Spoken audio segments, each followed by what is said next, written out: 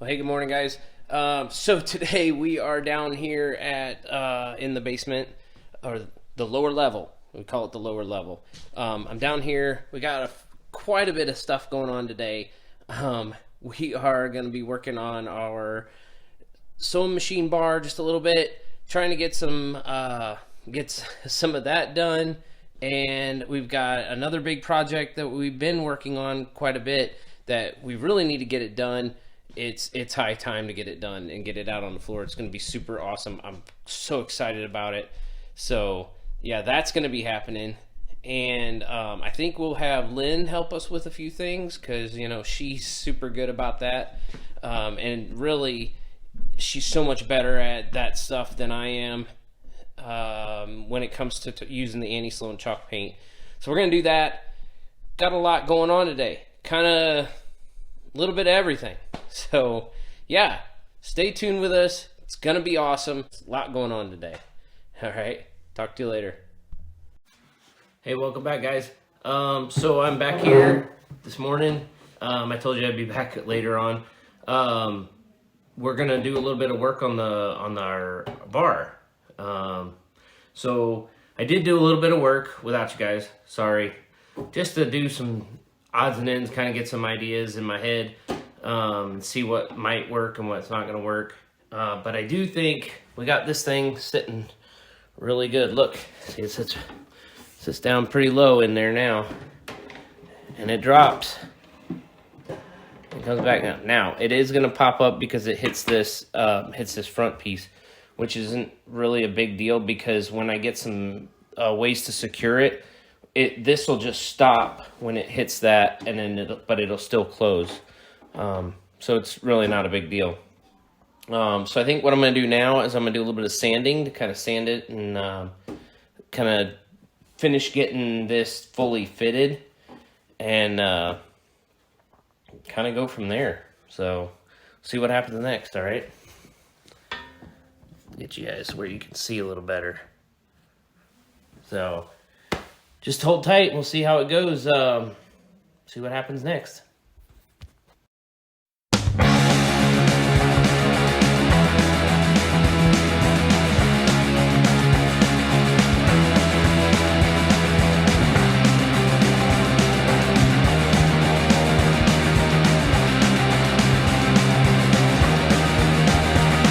Okay, so I think we're pretty good as far as fitting goes. Everything seems to work. We can put the lid on. Now, as far as securing the lid goes, I bought these little, they call them window screen clips, but I bought the flat ones, not really kind of thinking that through, I guess. So I think I might have to go back, take these back, and get some ones. They have some that are a little bit taller, and so I think I can screw those in, and then what they'll do is they'll twist on here and they'll hold the lid on. So my thinking here is, like I said in the original video, is that this well, not the original, this part 2, that this will make a really cool ice bucket, that you can use the ice bucket, but also you can put this back on, lock it down, and then you've got like a little bit of a surface that you can put mixed drinks on or bottles on or whatever. Okay, so that's kind of my thinking. Be able to lock it down so it stays on there, and then then that part, this part, as far as getting, which is the hardest part, getting that done will be done.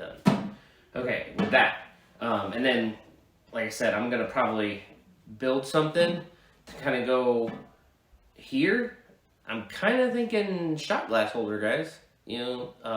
Figure out some way to secure some shot glasses in here, and then maybe something to hold them in.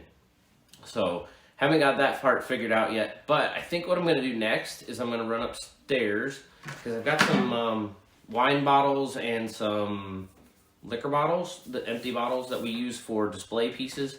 So I'm gonna run up and grab those and test fit them in our side compartments here. I think that'd be really cool. So I'll be back in just a little bit and we'll see how that goes. All right. Okay, guys, so I'm back, and I went upstairs and I grabbed a few different bottles. We're gonna try them out just to see how they fit and see what's up.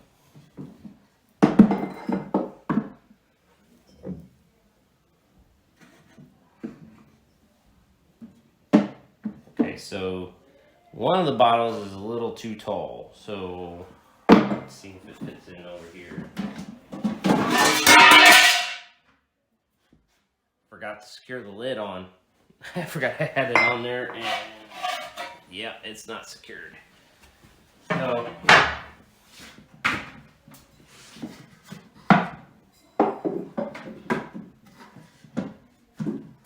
okay, well, that's an interesting development. Guess you gotta plan your bottles right for this, but we'll do it. You know, it'll be fine. That one works. Just a few odds and ends, but for the most part, really the only issue seems to be height. If you get too tall of bottles, then probably not going to work. So 3 out of the 4 fit beautifully. So you can fit 4 decent sized bottles in here, no problem. Guys, I'm not much of a drinker, so I don't know how many bottles you really need in a bar. I mean, I think 4 is probably fine. You might, honestly, depending upon what bottles you have in here, you might be able to squeeze 3 in here. I don't know. Didn't really try it. But we know that most of them fit. Not a big deal. Yeah, so for the most part, we're coming together. Made a little bit of progress. So I think what I'm going to do is we're going to jump over to another project that we've been working on. This one I kind of have to put on pause for a minute because I have to get the pieces to secure our ice bucket in place, and we have to figure out what we're going to make here. So I got to do a little bit of thinking, okay? Kind of a challenge for me sometimes, I know. But that's okay. We'll get it figured out. Let me show you what we got going on over here. All right, so we'll walk around to the other side here. Don't mind our messy workspace. It just is what it is. So we've got this table. It's a pub height table. Actually, we've got the base over here. See, it's got this really cool base, and this was all golden oak color when I got it. So what we did is we painted the bottom black, and we distressed it. We used anti-Sloan chalk paint. That's what we use for a lot of our projects here. Most all of our projects are anti-Sloan chalk paint. Got it all painted, distressed it. You can see how we distressed the legs and stuff, you know what I mean, and distressed everything. And then my wife lacquer coated this. We didn't really wax this one, and there's a reason for it, is because the stools that we're matching it with, hang on, so yeah, the stools that we're actually matching it with are kind of a shiny finish. So that's the reason why we did a shiny finish on this. But like I said, this piece, what I did, I actually sanded that all down to, got all the clear coat off, got the oak finish off, and then restained it darker. And then the reason it's not shiny yet, it's not quite done. We painted the bottom and the outside part of it to match the base. So that still has to be distressed and then clear coated, and then that should all be done. And on the stools, the only thing left to do on the stools is to recover the seats. And I'll probably try to jump on today, if I can, do a quick video on recovering seats. In case you don't know, it's really not that hard. If I can do it, anybody can do it. It's not that difficult. You just need to know how to, basically plan your fabric out so that you don't use too much fabric and whatnot. So look for that a little bit later on today. The store is just opening, so I got to go help with that. But we'll be back later. See you guys. Okay, so we're back. I told you we were going to work on this project today. So I got Lynn here because Lynn is like the distress queen. She's good at that. And I can make anything look terrible.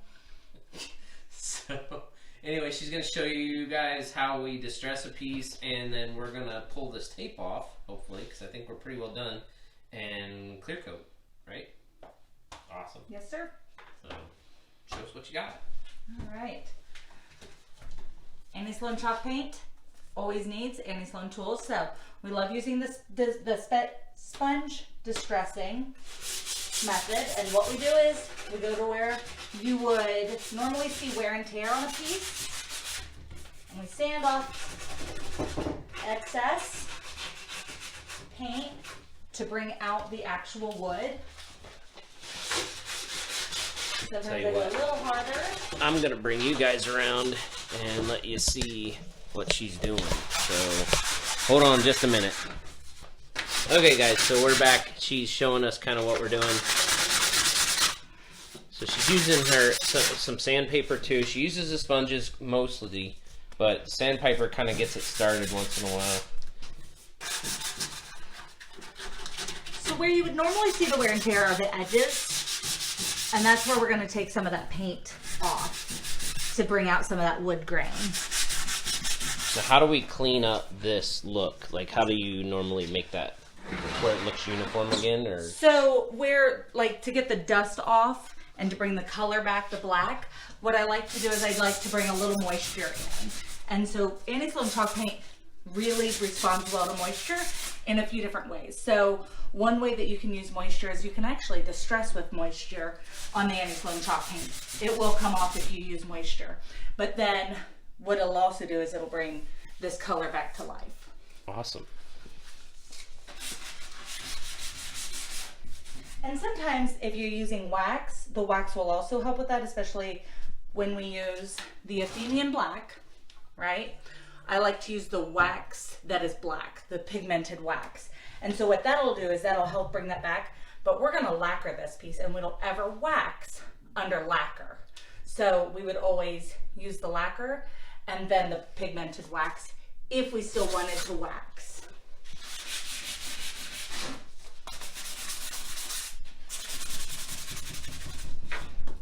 All right, I think we're good. So we're ready to pull the tape. All right, give me just a second, guys. Okay, so we got you guys set back up. We're gonna start pulling this tape. And I'll tell you right now, guys, this was a bit of a chore to take this off. You're a much better taper than I am. Although so satisfying to take the tape off and see your clean lines.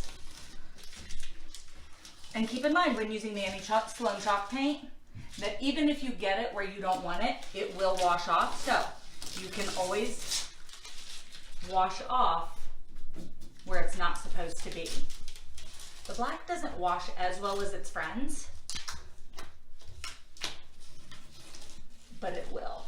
Man, I think I did a fairly decent job taping this off. You did a great job. I'm a terrible taper. It's never my job in life. Okay. A bit.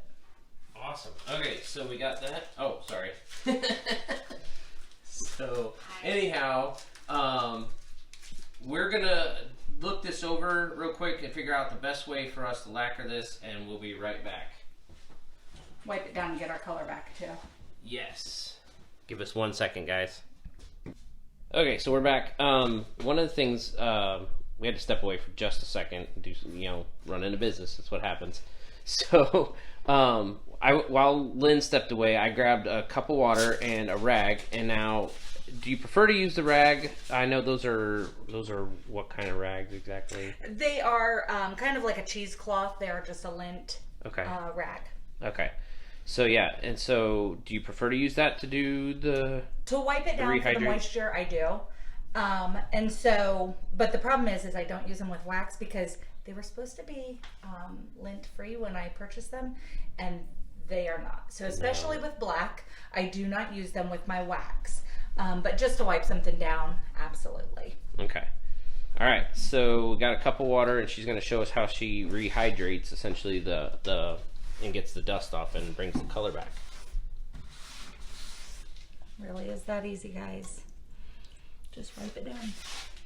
This paint, guys, is so incredibly easy to use. I am not a big painter. I don't prefer to paint, but I can use it. You know what I mean? And I don't generally do the waxing. That Lynn is much better at the waxing part of things. I still am kind of learning that part of it, but yeah.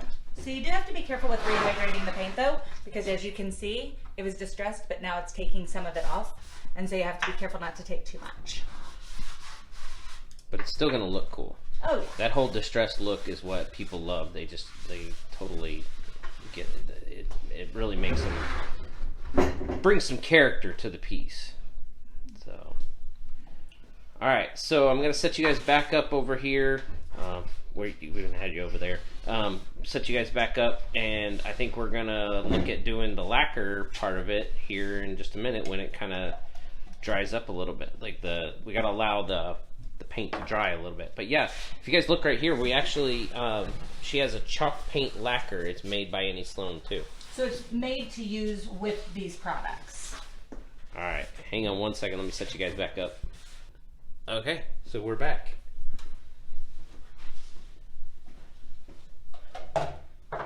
All right, so anything special about the tools you're using here? Is this your regular tools that you can get anywhere, or are these Annie Sloan rollers? This is not an Annie Sloan roller. We do have an Annie Sloan roller. This one is from Lowe's. It's just the sponge roller. I've used it on the black, so I don't mind using it with the products that I'm using it.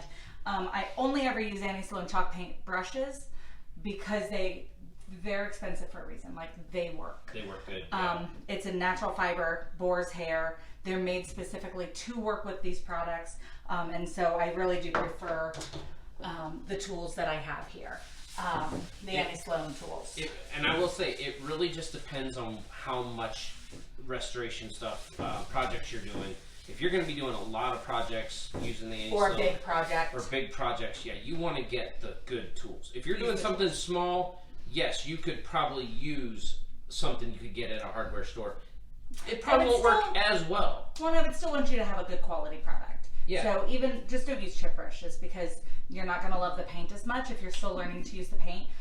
The tools really do matter. Yeah. So, when the fibers of the brush are coming out in the paint, guys, you're not going to have a quality project. So quality tools get you a quality project. if you're putting on a roof, do you want a nail gun or do you want a hammer? Same thing. Both will get the job done. One's going to take longer and maybe not as good a job. So when we are using the lacquer, I'm using the clear gloss today because we want it to have a bit of a shine to it. Like I said, and I'll show you guys in another part of this video, I'm going to show you the stools that we're using. We got the stools with the shine that they have, and so we're trying to match the shine of the table, because we're pairing this table with the stools and making a really cool piece. And so that was the whole point, is we wanted the table to essentially match our stools. So with the Annie Sloan, the lacquer and the paint, she does not encourage that you follow the grain of the wood. In fact, she encourages you to use no pattern at all.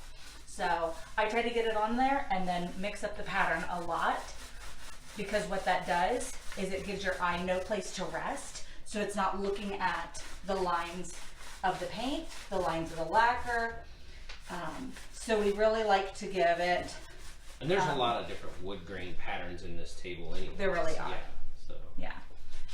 So we'll just. The biggest thing is to make sure you don't miss any spots, and so that you don't have a dull spot. Like there's on the edge over there, and we do 1 or 2 coats of this, or 2 bare minimum on the tabletop. Yep. I also don't wax tabletops. It's just not my style. I use a lot of heat and a lot of moisture on my tabletops, and it's wax. So, I mean, after it cures, it's fine, and other people do and trust it and have great results with it. It's just not my jam. They're on that edge over there. Okay. He has a different angle than I have, which is nice. Right there, yep. So it's always good to have a couple sets of eyes look a piece over. We always try to make sure we at least the 2 of us, we each take a turn looking at the piece, because I may have been working on it and I see everything's fine. She looks at it and says, okay, hey, check this, you know, right here, this needs addressed. And it's always a good idea, especially when you're selling, you want to sell, we try to sell quality products in our store. We don't want it to be something that we get it up there and it looks different, because I'm telling you guys, lighting will change everything. Just because it looks good here, you get it outside or you get it somewhere else and it looks terrible based on the lighting. So nobody has any interest in that. right.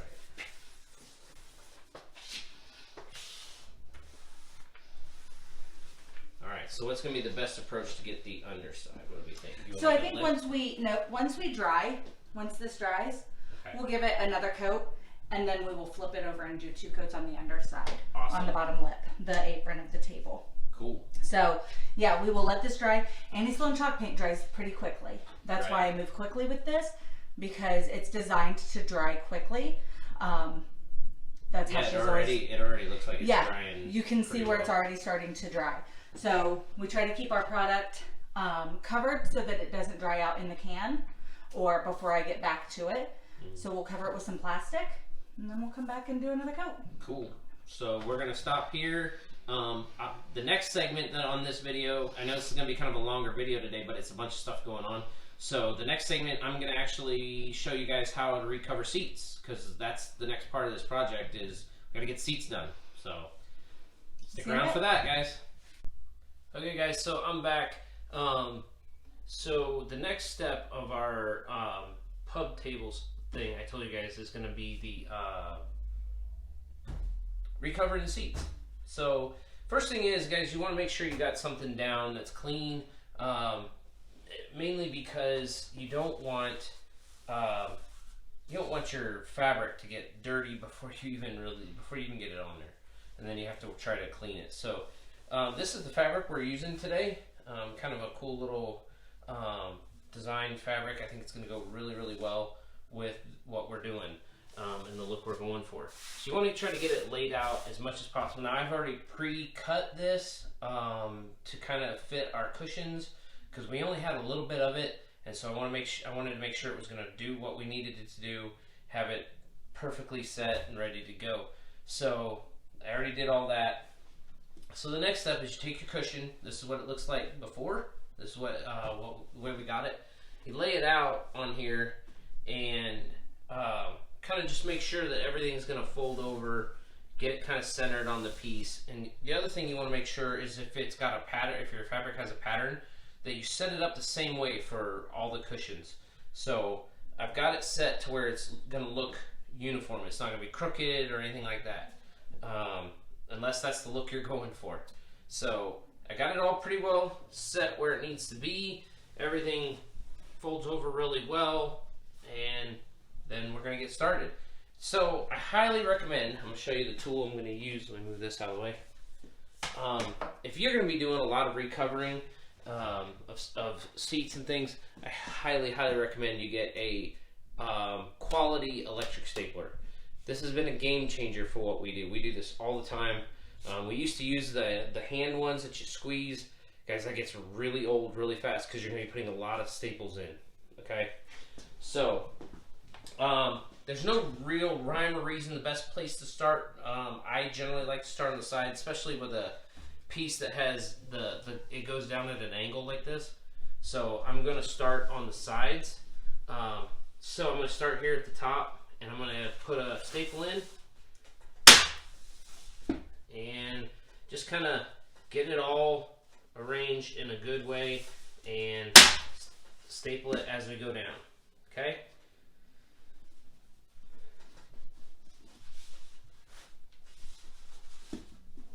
You want to try to make sure that it's tight as you can get it.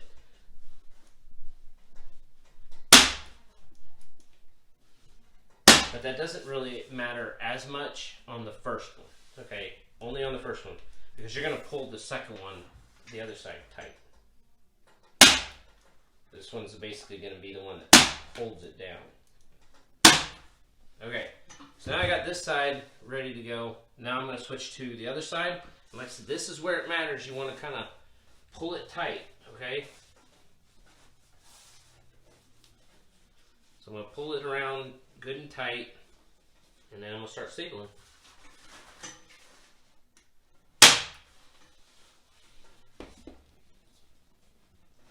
If you have another person willing to help you, it's always a good, it never hurts to have another person.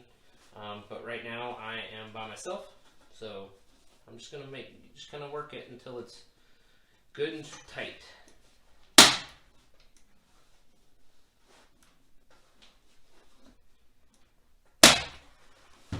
Also, I'm trying to make sure that that doesn't get any wrinkles in it. So you want to keep it tight both ways, from the back and the side. Okay.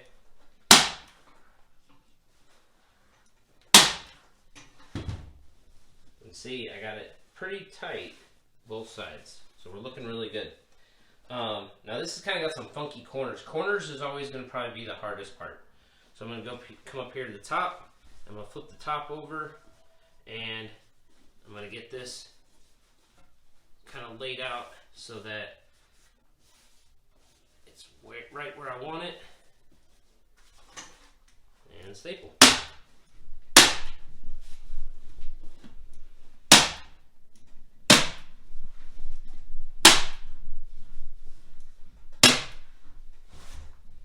And now, like I said, corners are a big deal. So the way I like to do is stand it up, and then I'm trying not to see any kind of like folds or anything. I want it to look as professional as I can get it. So you have to kind of work it until you're not getting any of the folds in there. See? So like here, I'm gonna get it to where it doesn't have a fold in it, and then I'm gonna come back around. So I'm trying to minimize the folds as little as possible. See, I got some folds there.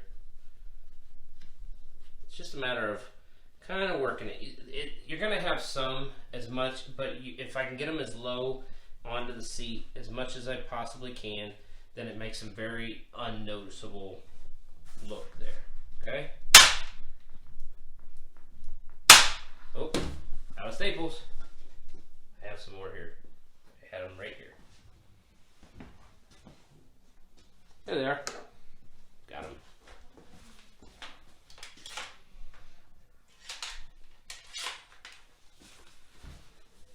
All right.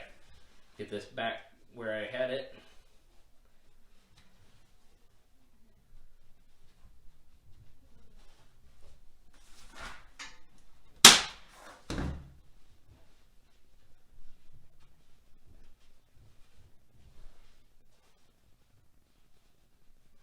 There we go, getting close.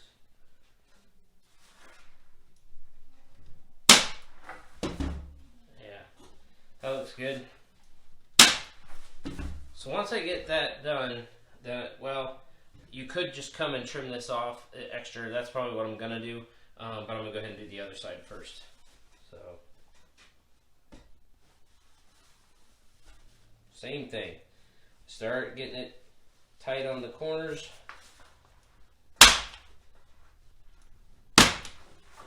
Okay, and then start working it to where I don't have the folds. I'm trying to keep as little creases and whatnot in there as much as I possibly can.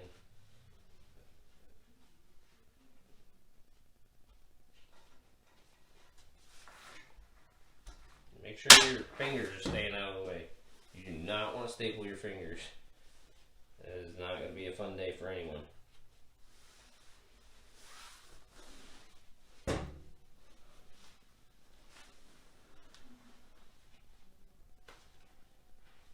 There we go. Well, had it. There we go. Now we got it.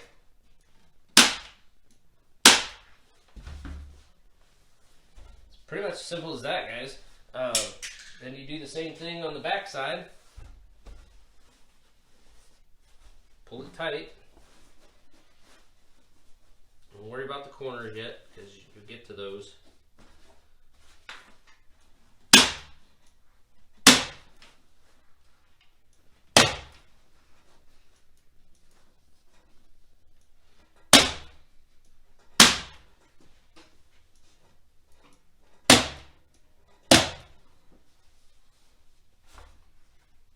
this one has got a funky corner here that kind of divots in, so that you got to work it.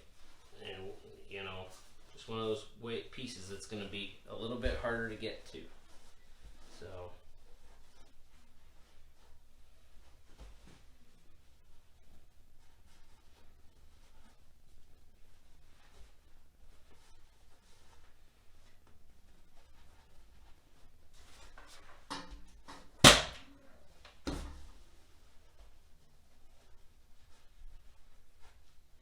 it'll get there. It's just a matter of having some patience with it. It took a lot of trial and error for me doing this. Had a few different people show me good techniques so that I could kind of get it done. It's always a good idea to pick the brains of people who know what they're doing.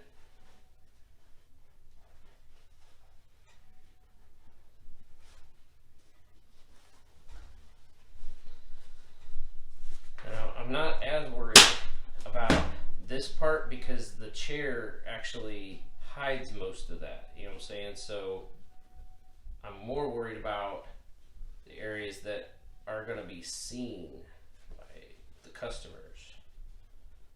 Okay, so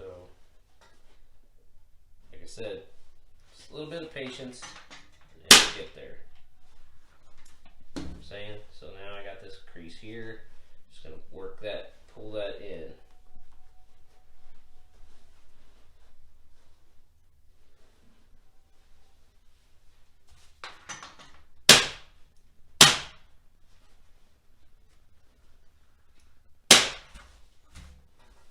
Alright, that side's pretty well done.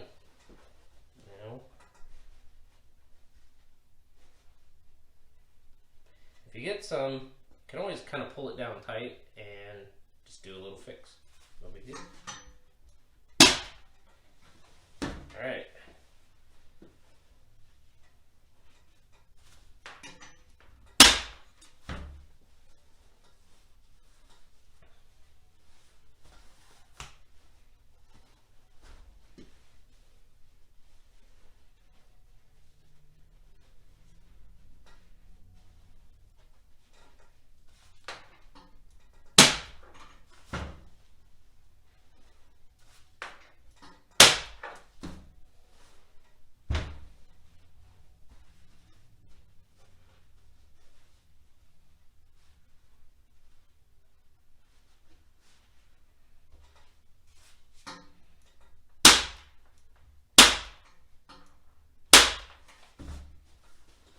That's pretty much it, guys. That looks really good. So I'm gonna, like I said, I'm gonna trim this up and then I'm gonna test fit it. So I'll be back in just a second. All right, so I got it all trimmed up, looking really good. So let's test fit it. I'm gonna turn you guys this way a little bit. So this is the stool that we're working on. You guys see a little bit better. Let's see how she looks. Oh man, look at that. That is sweet. So it's gonna be amazing. Get it all done, get the table done, and pair it together, and we'll get it up on the sales floor. It's gonna be awesome. All right, guys. I'm gonna go ahead and do the next one, and I'll speed it up so you don't have to watch the whole thing. So, all right.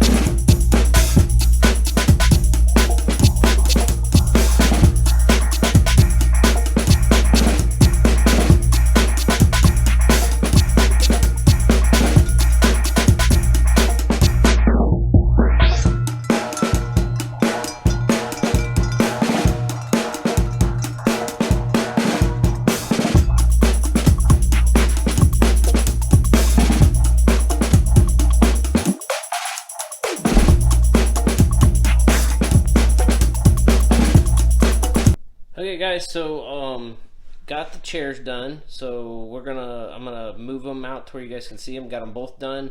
I think they look fantastic. So hold on one second, I'll show them to you. All right, there they are. Look at them all done. I think they're looking pretty cool. We're gonna get the chairs actually kind of cleaned up a little bit. There's a little bit of dust and stuff on them because they've been down in our workroom for a little bit. But yeah, we're gonna get them all cleaned up, and I think should have the table done today. We'll probably not gonna show you the rest of the color, doing the lacquer or anything on that. But yeah, we'll hopefully get it all done, and I will give you guys an update when it's all said and done and out on the floor. All right. Hold on one second. I do want to give a big shout out to the ladies over at Life, Full and Frugal. They just stopped in. I saw them a little bit ago. Super cool ladies. They do some awesome stuff, from homemade decor ideas, cooking, just really cool stuff that, you know, I think they have a video on making jam, and I mean, I love their channel. I try to get on there as much as I can and check out what they're doing. Super cool stuff. So big shout out to those ladies. Again, check out their channel and please like and subscribe to them. It is Life, Full and Frugal. If I can, I'll try to leave a link to it on my channel, but I'm kind of new at doing that stuff, but I will try to get it on there. But check them out. They are a group of sisters that do all the stuff. So a couple of the sisters live locally here around the area, and another one I believe lives I think there's 5 total. I'm not sure where they all live, but one's in Louisiana, and it's super awesome. They do this channel together, you know, from all over the country, and so check them out. It's definitely worth a visit. So all right, guys, I think we're going to be done for today. So, but like I said, look for the update on this pub table. We'll get it to you. Take it easy, guys.